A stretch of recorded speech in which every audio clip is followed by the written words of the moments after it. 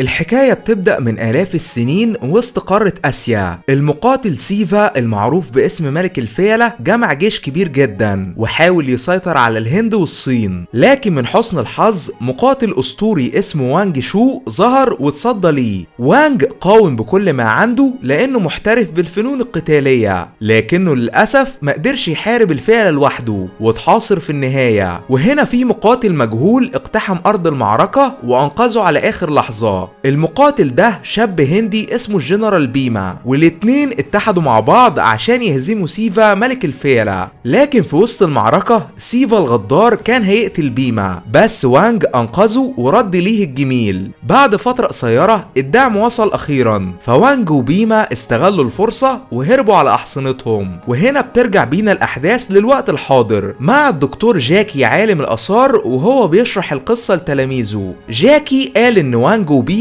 اتحدوا مع بعض وقدروا يهزموا سيفا ملك الفيلة عشان ينقذوا الهند والصين. اول ما المحاضرة خلصت جاكي امر مساعده زو ومساعدته نومي يجمعوا الاثار اللي استخدمها في الشرح وينظفوا المكتب الخاص بيه. ده غير انه انطلق بطريقه واستعرض للتلاميذ تكنولوجيا جديدة بتساعدهم يرجعوا الاثار لحالتها القديمة بالظبط. بس فجأة وقت ما جاكي كان بيشرح للشباب مدير الجامعة ظهر وطلب يتكلم معاه على انفراد. في البداية جاكي ما كانش عارف المدير عايزه في ايه، لكنه حضر مكتبه مع مساعده زو ومساعدته نومي. وهنا جاكي اتفاجئ بسيدة جميلة. السيدة دي كانت من الهند واسمها اشميتا. في البداية اشميتا رحبت بجاكي هو ومساعديه، بعد كده قالت ان المحارب بيما اللي ساعد وانج في الحرب ضد ملك الفيلة يبقى واحد من اجدادها، وساب ليها خريطة كنز. بس المشكلة ان الخريطة متدمرة تماما ومحتاجة عالم اثار يساعد في ترميمها. فمدير الجامعة قال لها ان جاكي ماهر جدا وهيقدر يحل كل مشاكلها. بالفعل جاكي قبل يتعاون مع اشميتا، ومساعديه حاولوا يسترجعوا الخريطة باستخدام التكنولوجيا الحديثة. تاني يوم الصبح اشميتا وزو ونومي اجتمعوا عشان يفطروا، بس جاكي قال انه محتاج يتمرن الاول. وهنا بنعرف ان جاكي معلم كونج فو ماهر جدا ولياقته البدنية عالية لدرجة انه ابهر اشماتي ومساعديه بقدراته الرهيبة. بعد كده بتنتقل بينا الاحداث لجونز لي. جونز هو ابن اخو جاكي ويبقى شغال مستكشف وسائق كنوز، عشان كده جاكي طلب مساعدته في استكشاف الخريطة اللي اخدها من اشميتا. طبعا جونز حس بالسعادة لانه بيحب عمه ووافق يتعاون معاه. ده غير انه قابل اشميتا ومساعدتها كيرا وسلم على نومي وزو. وبكده جاكي جمع الفريق الخاص بيه واستعد للبحث عن الكنز. بعد فترة قصيرة جاكي واتباعه وصلوا القطب الشمالي، لان جونز قدر يقرأ الخريطة وقال لهم ان الكنز مدفون بالمنطقة دي. ده غير انه لقى عملة ذهبية وسط الجليد. ولما اشميتا ومساعدتها كيرا شافوها عرفوا ان الكنز موجود بمكان قريب ولازم يبدأوا البحث بأسرع وقت. بالفعل جونز وكيرا بدأوا في البحث بمساعدة اشميتا وزو، وبعد ساعات طويلة وصلوا اخيرا للكهف اللي الكنز موجود بيه. لكن الكهف كان مقفول بسبب جبل جليدي ضخم. وهنا جونز ارسل سمكة آلية اخترعها بنفسه عشان يلاقي مدخل تاني. اول ما جاكي فهم من جونز وكيرا اللي حصل معاهم قال انه يعرف شخص ممكن يساعده في الموقف ده. جاكي اتصل على صديقه جيانج خبير بالمعدات التقيلة ويقدر انه يعمل حفرة بالجبل الجليدي ويساعدهم للوصول للكنز. بالفعل جيانج وصل القطب الشمالي وقعد ياكل مع جاكي ويستريح من السفر. بس فجأة مجموعة من الذئاب ظهروا وحاوطوا جاكي واصدقائه من كل اتجاه، فجاكي وجونز وقفوا عشان يخوفوهم. وهنا جاكي سأل ابن اخوه اذا كان لسه فاكر اساسيات الكونج فو اللي اتعلمها وهو صغير، فجونز طلب يتحداه عشان يثبت مهارته. في البداية جونز اظهر قوته الحقيقية وقاتل جاكي بشراسة، بس في النهاية جاكي تفوق عليه لان عنده خبرة كبيرة. ولما الاتنين خلصوا قتال رجعوا لباقي اصدقائهم، لكنهم اتفاجئوا ان جيانج بيجري من الذئاب، فكلهم اتجمعوا مع بعض وقذفوهم بكور التلج عشان يبعدوا عنهم. في الوقت ده وسط صحراء بالهند راندال كان بيصطاد مع الصقر الخاص بيه. راندال يبقى واحد من احفاد سيفا ملك الفيلة ويعرف ان اشميتا اتحدت مع جاكي وبتدور على الكنز، فأمر أتباعه يوصلوا لها بأي شكل.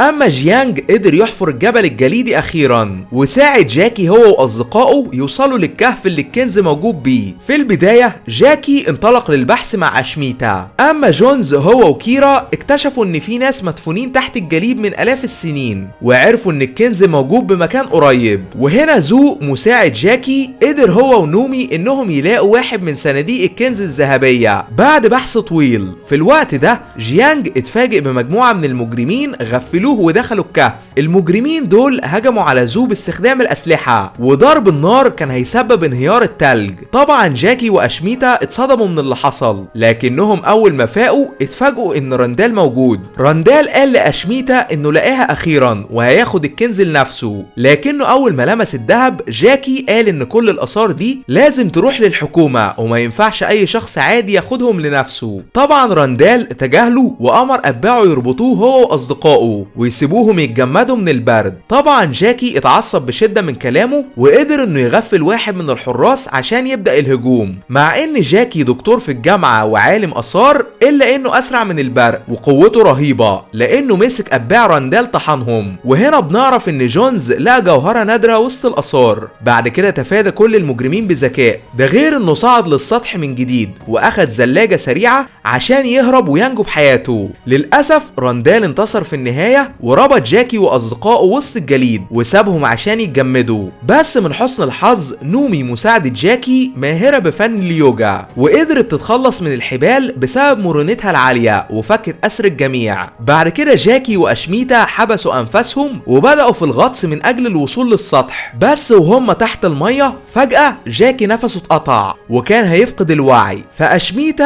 انقذته على اخر لحظة وصعدت بيه للهواء عشان يتنفس من جديد. في النهاية جاكي نجا بحياته ووصل مستشفى بمكان قريب عشان يتعالج ويسترجع قوته. لكنه اول ما قعد يستريح مع نومي مساعده زو فاجئه ووراه ان الجوهرة النادرة اللي جونز لقاها بتتباع في مزاد كبير جدا داخل الامارات. بالفعل جاكي واصدقائه انطلقوا لمدينة دبي عشان يحضروا المزاد، وهناك صديق جاكي قال انهم هيكملوا مهمتهم بعد ما سباق الجمال ينتهي. فجاكي شكر الامير اللي استضافه وبدأ يفكر هيسترجع الجوهرة ازاي. بعد فترة قصيرة جاكي حضر المزاد اخيرا مع صديقه العزيز، وهنا بنعرف ان راندال هو كمان موجود عشان يشتري الجوهرة. في البداية راندال وضع كل فلوسه وقال انه هيشتري الجوهرة باكتر من 100 مليون دولار، لكن صديق جاكي رجل اعمال غني جدا، وجاكي اقنعه انه لازم يشتري الجوهرة لانها تعتبر من الاثار النادرة. فصديق جاكي وضع 160 مليون دولار وقدر انه يكسب في النهاية. طبعا راندال انفجر من الغضب بسبب اللي حصل، وهنا بنعرف ان جونز الندل هو كمان موجود في دبي وكان حاسس بسعادة لانه باع الجوهرة في المزاد ب 160 مليون دولار. لكن زو ونومي ظهروا وقالوا ليه انت خاين لانك بعت اثار بلدك من اجل الفلوس، وطلبوا منه يصحح اخطائه. في الوقت ده جاكي وصديقه دفعوا الفلوس واستلموا الجوهرة اخيرا. ولما كانوا خارجين من المبنى مجموعة مقاتلين ضخام حصروهم بدون سابق انذار وبدأوا بالهجوم. المقاتلين دول كانوا تابعين لراندال وهدفهم انهم يسرقوا الجوهرة من جاكي وصديقه، لكن من حسن الحظ جاكي قتلهم ببسالة ودافع عن الجوهرة لحد اخر نفس. بس للأسف المجرمين كانوا اكتر منه في العدد وقدروا انهم يقلبوا المكان لفوضى وخطفوا الجوهرة وجروا. راندال الندل اخد الجوهرة وهرب من المكان بسرعة البرق، اما جاكي استغل الفرصة وركب في اول سيارة شافها بطريقه عشان يلحقه. وفي نفس الوقت جونز وزو ونومي حضروا واخدوا سيارات هم كمان وانطلقوا بطريقهم. لما جاكي كان راكب السيارة اكتشف انها تابعة لمربي حيوانات وكان موجود بيها اسد شرس. طبعا جاكي اتصدم من اللي حصل، ده غير ان المطاردة ما بينه هو وراندال اشتدت والبوليس ملا الشوارع. في البداية راندال حاول يخلص على جاكي وبدأ يكسر في السيارات، لكن جاكي ماهر وقدر يتفاداهم كلهم. بعد كده ابن اخوه جونز هو كمان انضم للمطاردة وبدأ يساعده في الهجوم على سيارة راندال. بالفعل جونز قدر يخطف الجوهرة من راندال بأعجوبة، ولما هو وجاكي حاولوا يهربوا فجأة في بنت مجهولة على دراجة نارية خطفت الجوهرة من ايد جونز واختفت بثواني. في النهاية راندال غرق سيارته بالنهر وخدع البوليس بذكاء، اما جاكي ركن السيارة في مكان هادئ وكان حاسس بالرعب من الاسد الموجود معاه، لكن من حسن الحظ صديقه الغني ظهر وانقذه هو وجونز على اخر لحظة. صديق جاكي طلب من جونز يرجع له ال 160 مليون دولار اللي دفعهم على الجوهرة، فجونز وافق واعتذر على افعاله. بعد فترة قصيرة جاكي واتباعه انطلقوا للهند لان في دعوة وصلتهم من شخص مجهول، واول ما وصلوا وجهتهم اتفاجئوا انهم موجودين بقصر ضخم. وهنا بنعرف ان الدعوة دي كانت من اشميتا. اشميتا تبقى اميرة هندية غنية جدا، لكنها ما قالتش لجاكي على حقيقتها في البداية، واعترفت انها هي البنت اللي خطفت الجوهرة من جونز، وقالت لجاكي انه لازم يساعدها في مهمتها لان الجوهرة تعتبر مجرد مفتاح للكنز الحقيقي. طبعا جاكي وافق على طلبها وقال انهم لازم ياخدوا بالهم من راندال لانه خطير جدا وما عندهوش رحمة. من البداية اشميتا رحبت بجاكي في القصر الخاص بيها وورته الخريطة اللي كانت معاها بعد ما اصلحتها ورجعتها لشكلها القديم. بعد فترة من البحث جاكي قال انه يعرف مكان الكنز لكنه محتاج يشوف كتاب نادر عشان يتأكد. بالفعل اشميتا ساعدته يوصل للكتاب اللي كان بيبحث عنه، وفي النهاية الاتنين قدروا يعرفوا مكان الكنز الحقيقي. في الوقت ده جونز هو وكيرا مساعدة اشميتا ونومي مساعدة جاكي كانوا بيتجولوا وسط السوق الهندي وقعدوا يتفرجوا على الخدع السحرية مع بعض واستمتعوا بوقتهم. بس فجأة مجموعة بلطجية اتسللوا بدون ما يلاحظوا وهددوهم باستخدام السلاح، فجونز اتصدى لهم بسرعة رهيبة وبدأ بالقتال. في البداية جونز تفادى هجمات المجرمين ومع انهم كانوا مسلحين بسكاكين حادة